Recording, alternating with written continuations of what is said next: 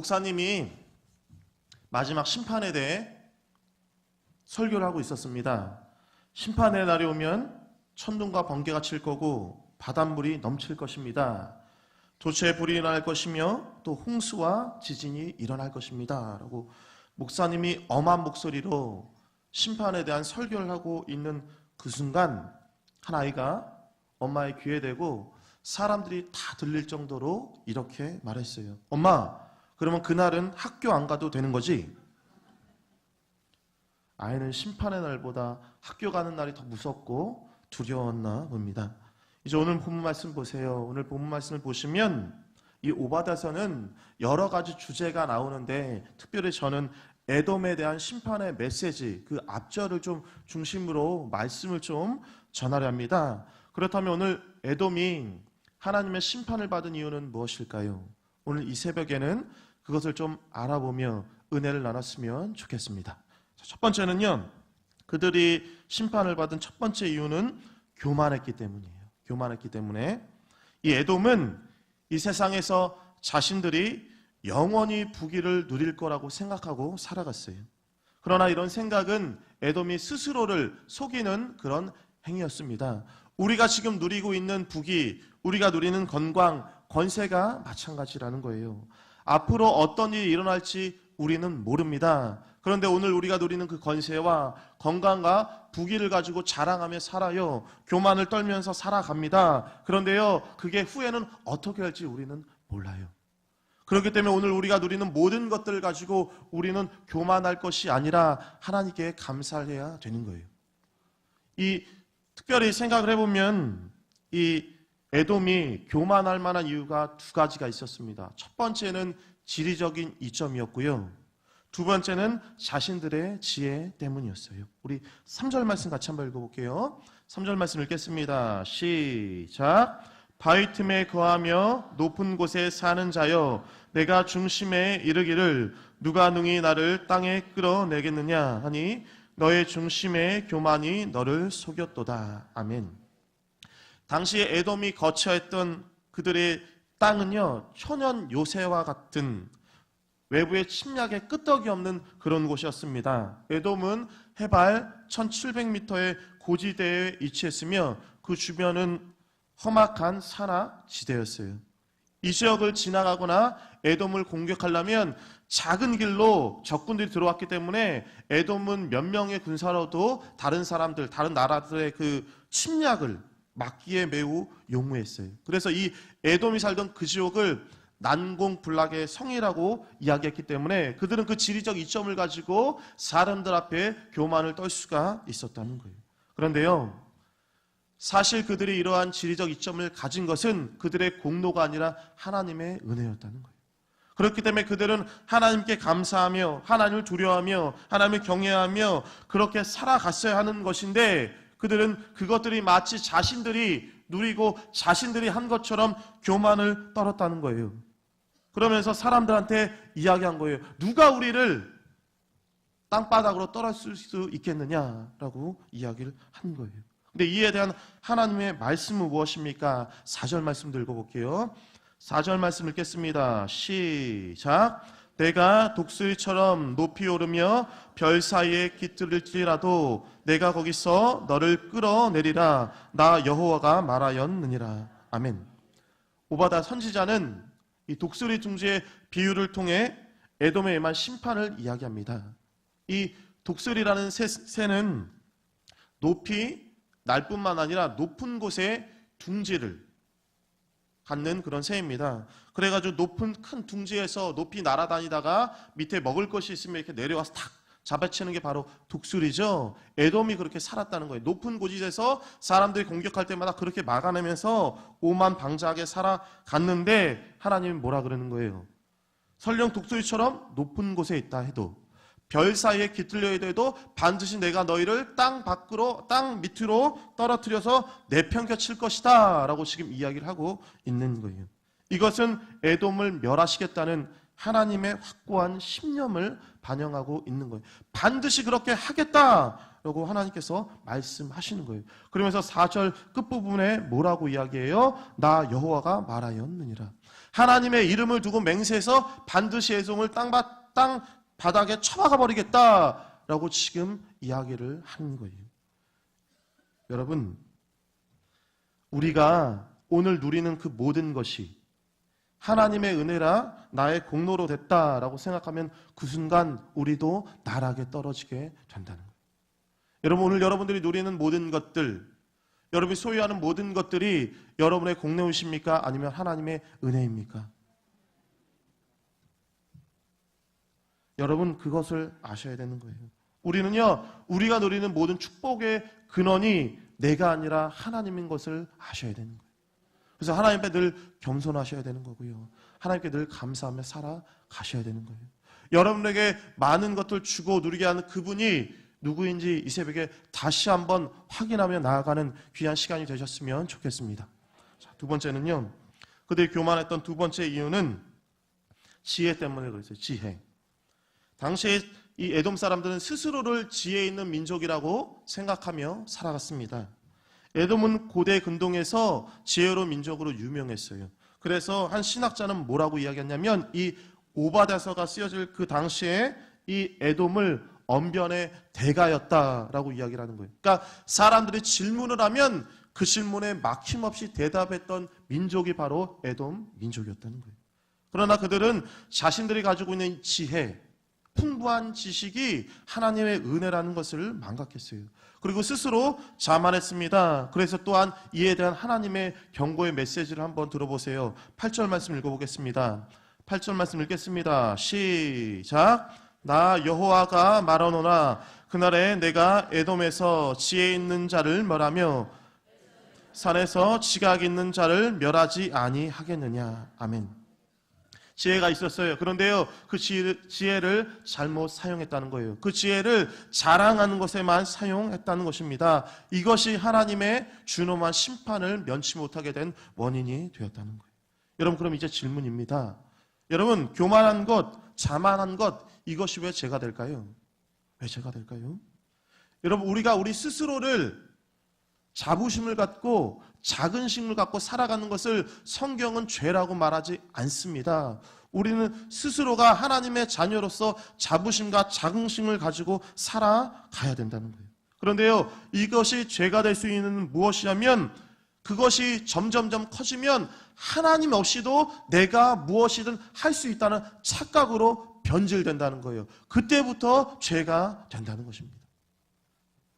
건강한 자신감도 그것이 지나치면 결국에 하나님 없이도 내가 해낼 수 있다는 착각으로 우리를 인도한다는 거예요. 그리고 내가 지금 가지고 있는 모든 것의 근원이 하나님이 아니라 내가 했다고 착각하며 살아가게 된다는 거예요. 그렇게 되는 순간 우리는 하나님을 대적하는 자로 하나님 앞에 서게 된다는 거예요.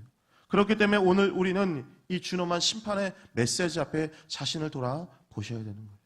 여러분, 정말 하나님의 은혜에 감사하며 겸손하게 살아가고 계십니까? 아니면 그것들을 나의 능력과 나의 힘이라고 교만하고 살아가십니까? 여러분들이 그것을 하나님 없이 내가 한 것이라고 생각하는 그 순간 여러분들은 하나님의 심판을 받게 될 거라는 거예요. 여러분, 교만은 패망의 선봉이라는 것을 기억하고 다시 한번 주님 앞에 겸손하게 나아가는 저와 여러분들 되기를 소망합니다. 자, 두 번째는요. 그들이 심판받은 두 번째 이유는 형제를 미워했기 때문에 그랬다는 거예요. 엄밀히 말하면 이 이스라엘과 에돔은 형제 국가였습니다. 그러나 에돔은 형제 국가인 이 이스라엘, 유다가 바벨론의 침략을 받을 때, 바벨론 공격으로 곤경에 처해 있을 때 형제 국가로서 그들을 도운 것이 아니라 이 적군과 합세해서 유다가 멸망시키는 데 일조를 하게 되었다는 거예요. 그러니까 그들이 비참한 종말을 맞게 된 이유 가운데 하나는 무엇이냐면 형제 국가에게, 형제에게 악을 행했기 때문에 하나님께서 그들을 심판하셨다는 거예요. 10절 말씀 읽어봅시다. 10절 말씀 읽어볼게요. 시작. 내가 내 형제 야곱에 행한 포악을 인하여 수욕을 입고 영원히 멸절되리라. 아멘. 자, 이 오바댜 선지자가 이 말씀을 쓸 그 당시에 야곱과 에서는 이미 역사적으로 지나간 이름이에요.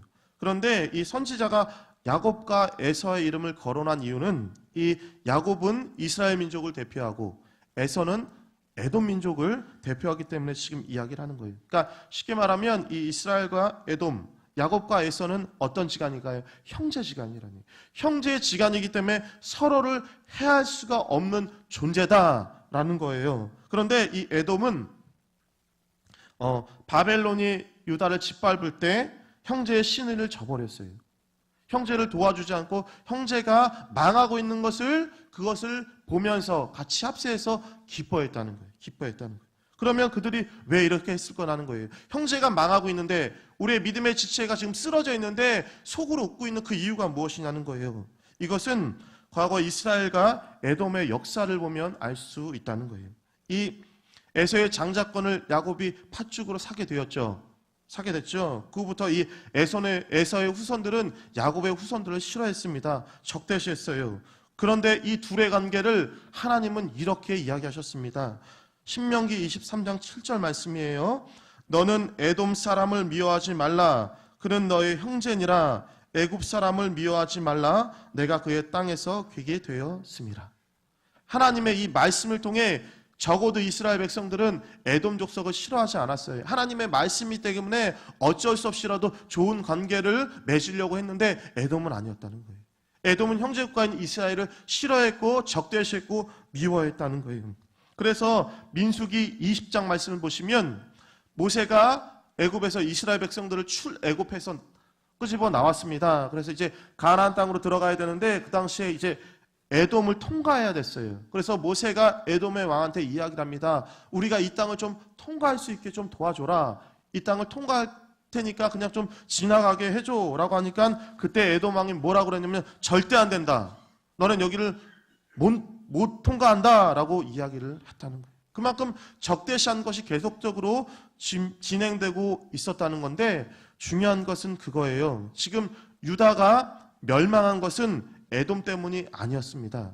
유다가 멸망한 이유는 그들의 죄 때문이었어요. 그런데 그들이 멸망할 때 형제 국가로서 그거에 앞장서서 같이 그 적들과 협조해서 일한 그 에돔의 악행을 하나님께서 두고 보시겠냐는 거예요.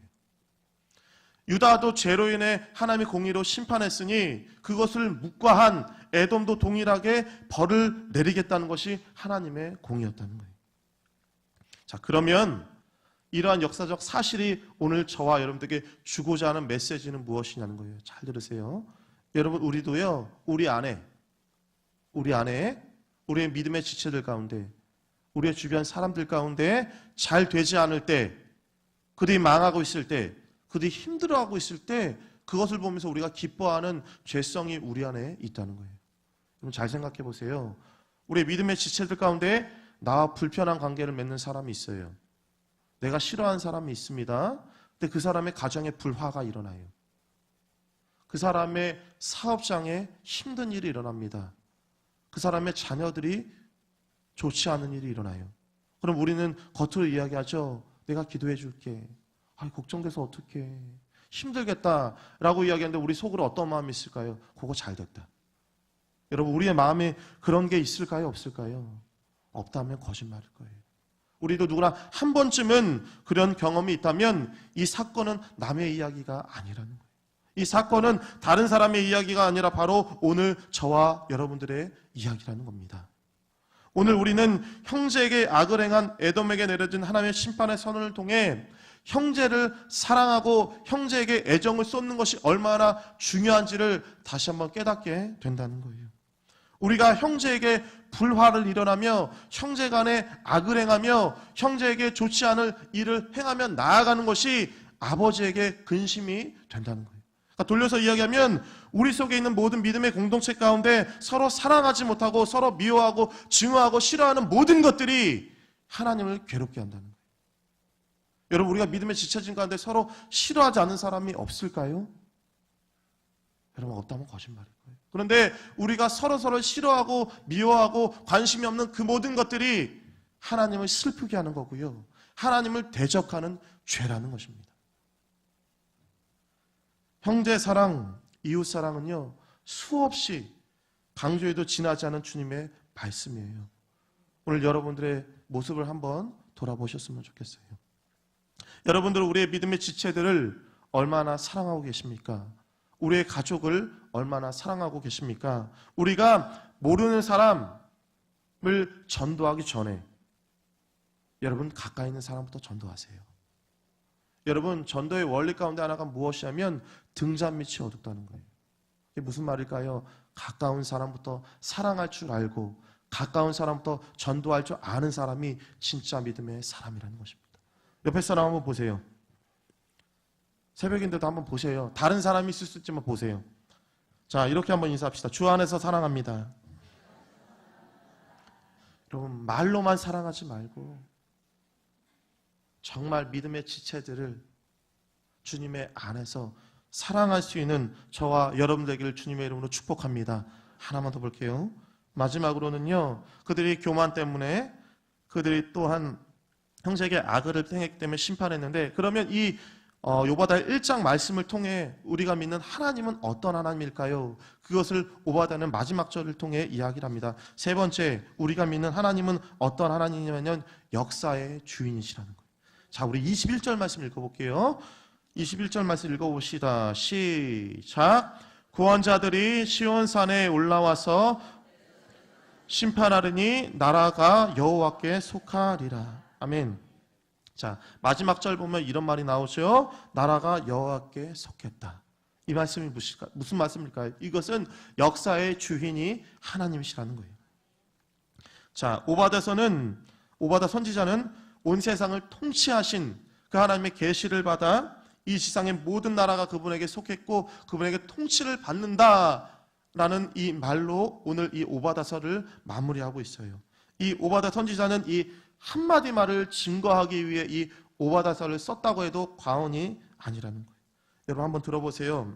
나라가 세상에 속했다라고 생각하며 살아가는 사람들이 있습니다. 이런 사람들은 우리는 세속주의자라고 이야기해요. 또 어떤 사람들은 나라가 사람에게 속해 있다라고 생각하며 살아가는 사람들이 있어요. 우리는 이런 사람들을 인본주의자라고 이야기합니다. 또 어떤 사람들은 나라가 물질에 속했다라고 생각하며 살아가는 사람들이 있어요. 우리는 이런 사람들은 유물사관자라고 이야기합니다. 그런데 우리는 분명히 알아야 돼요. 성경은 이렇게 이야기합니다. 로마서 11장 36절 말씀입니다. 이는 만물이 주에게서 나오고 주로 말미암고 주에게로 돌아갑니다. 영광이 그에게 세세에 있으리로다. 아멘. 여러분 성경은 뭐라고 이야기하고 있어요? 나라는 주님께 속해 있다. 우리의 인생도 주님께 속해 있다. 이것이 바로 신본주의 사상이라는 거예요. 오늘도 하나님은 이 나라를 인도하시며 이 세상을 주관하시며 우리의 인생을 주관하여 나아가십니다. 정말 우리의 삶이 가치 있는 인생, 우리의 인생이 복된 인생이 되기를 소망한다면 이 역사를 다스리시며 나라를 다스리시는 그 하나님의 말씀 앞에 우리가 어떻게 순종하며 살아가느냐, 그 하나님의 말씀에 우리가 어떻게 반응하며 살아가느냐, 그것이 우리의 삶의 가치와 우리의 삶의 축복을 결정짓는 요소가 된다는 거예요.